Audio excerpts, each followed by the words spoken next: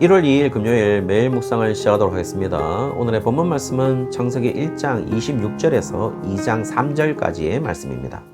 네, 오늘 본문은 매일 성경 토요일 본문입니다.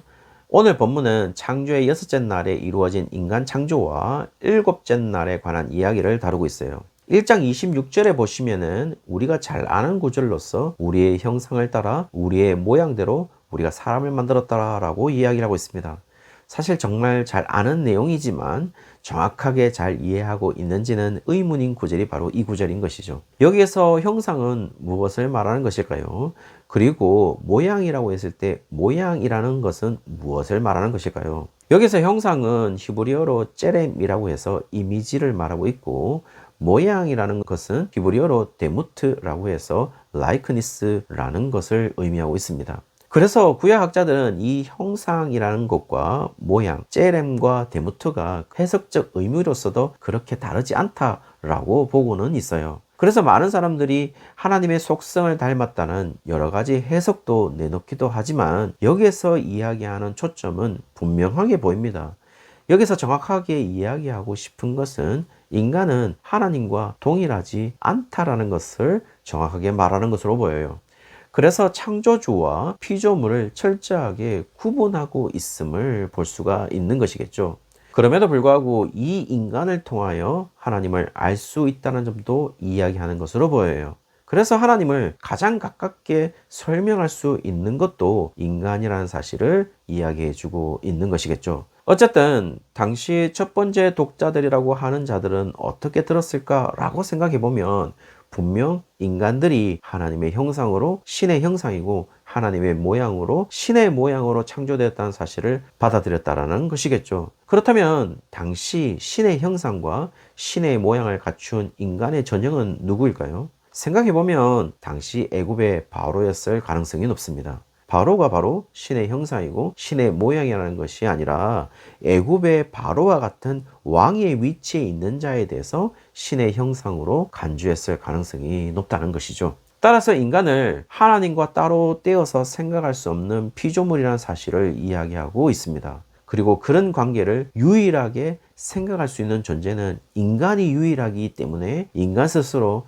자신의 존재의 증명을 하나님과 따로 떨어져서 생각할 수 없다라는 사실을 이야기해 주고 있어요. 따라서 우리는 저절로 발생한 자들이 아니라 철저하게 하나님의 창조물이라는 사실을 이야기해 주고 있는 것이겠죠. 하나님의 형상으로 하나님을 대신하여 하나님의 창조의 세계에서 일하는 자로서 26절 마지막에 다스리는 사역을 부여받게 되는 것이죠. 그래서 27절에 보시면 남자와 여자를 창조하셨다고 나와 있고 분명하게 남자 한 명과 여자 한 명을 창조했다고 했으니까 우리가 무리하게 하나님이 여러 남자와 여러 여자를 창조하셨는데 그 대표자로서 아담과 하와로 생각할 필요는 없어 보입니다. 물론 완전히 근거가 없는 창조설은 아니지만 그냥 성경이 이야기하는 대로 아담 한 명, 하와 한 명을 창조했다고 보는 것이 나을 듯해 보여요.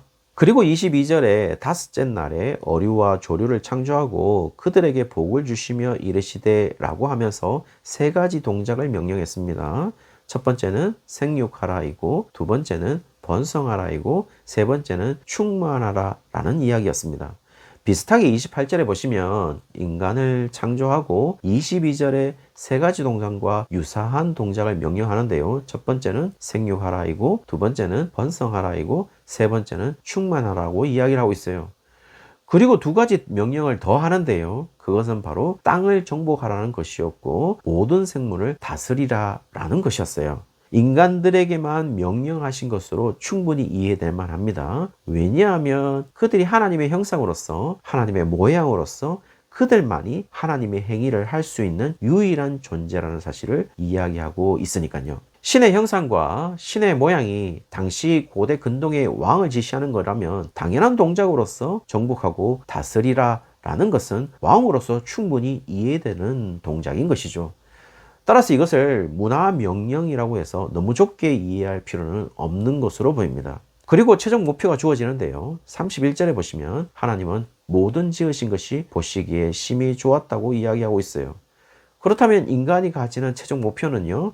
하나님 보시기에 심히 좋은 형태를 그대로 지키는 것임을 알 수가 있죠. 물론 이 모든 것이 나중에 실패하게 되지만 어쨌든 첫 번째 인간 창조의 목적은 분명 하나님 보시기에 좋은 상태로 정복하고 다스리는 것이었다는 사실은 분명해 보입니다. 그리고 2장으로 넘어가면서 일곱째 날에 대한 이야기를 해주고 있습니다. 그리고 2절 마지막에 하나님이 안식하셨다고 이야기하고 있어요. 그리고 놀라운 표현은 3절에 이 날을 거룩하게 하셨다라고 이야기하고 있습니다. 이 거룩하게 하다라는 히브리어는 카다시라는 것으로 구별하여 바치다, 봉헌하다, 분리하다라는 의미를 가지고 있습니다. 여기서 사실 거룩하게 하셨다고 이야기하지만 분명 카다시가 거룩해 하다, 성결하게 하다라는 의미를 가지고 있는 것도 사실입니다. 그러나 지금은 타락 이전이기 때문에 세속화된 것이나 죄로 오염된 것이 존재하지 않기 때문에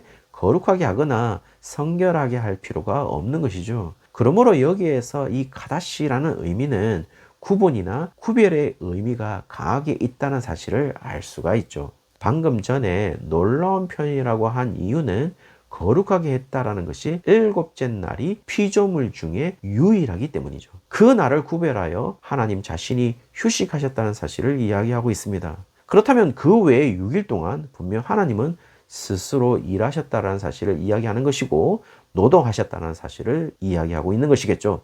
따라서 우리가 회복한다고 했을 때 우리는 타락 이전의 하나님의 형상이 우리의 회복의 최종 목표인 것이죠. 그래서 하나님의 형상으로 하나님과 동일한 사역을 이 세상에 감당한다면 우리가 회복해야 할 노동과 휴식이 무엇인지를 정확하게 보여주고 있는 것입니다. 노동으로서는 방금 전에 언급했듯이 생육하고 번성하여 충만하는 것과 동시에 땅을 정복하고 다스리는 것임을 이야기해주고 있죠. 따라서 우리가 회복한다라는 것은 바로 이런 하나님의 일하심과 동일 형식으로 우리의 노동이 회복되는 것을 의미하고 우리가 휴식하게 된다면 하나님의 휴식과 동일 형식으로 우리의 안식일이 회복되는 것을 의미하는 것으로 보여요.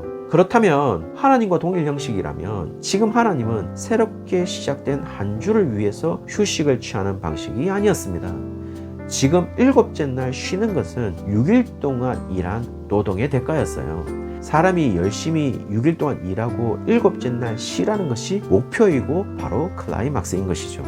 조금 심하게 이야기하면 일곱째 날 쉬기 위해서 열심히 6일 동안 일하는 것으로 표현하고 있다는 겁니다. 따라서 6일을 일하기 위해서 일곱째 날 쉬는 것이 아니라 일곱째 날 안식하기 위해서 열심히 일을 해야 한다는 것을 말해주고 있는 것이죠. 그것이 하나님의 안식일 방식이었다는 겁니다.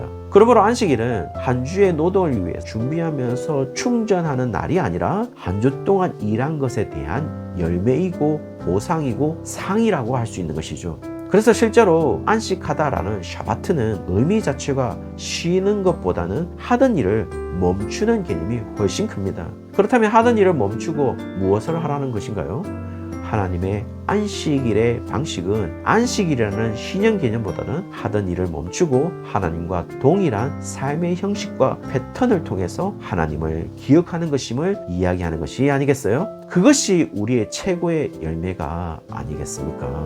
우리의 모습 속에 하나님을 기억하는 모습이 나타난다면 아마 우리의 삶의 최고의 열매가 맺어지는 순간이 아니겠습니까? 그러므로 열심히 일할 6일을 위해서 일곱째 날 쉬는 것이 아니라 6일 동안 열심히 일하는 이유는 바로 일곱째 날 안식하면서 여호와를 기억하기 위해서임을 말하면서 그것이 하나님이 창조한 인간의 최고의 열매로서 목표라는 사실을 이야기하고 있습니다. 무엇이 말입니까? 우리를 창조한 여호와를 기억하는 것 말입니다. 좀 더 의미심장하게 말한다면 어쩌면 하나님의 형상대로 창조한 우리의 삶을 보고 여호와가 연상이 되어야 한다는 것을 말하는 것이 아니겠습니까? 과연 우리의 삶이 그럴까요? 우리를 보면서 무엇이 연상될까요? 사랑하는 성도님들, 부디 오늘 하루 우리의 모습이 하나님의 형상으로서 하나님의 모양으로서 여호와 하나님이 연상될 수 있는 그런 삶의 모습으로 드려지기를 주의 이름으로 축원합니다.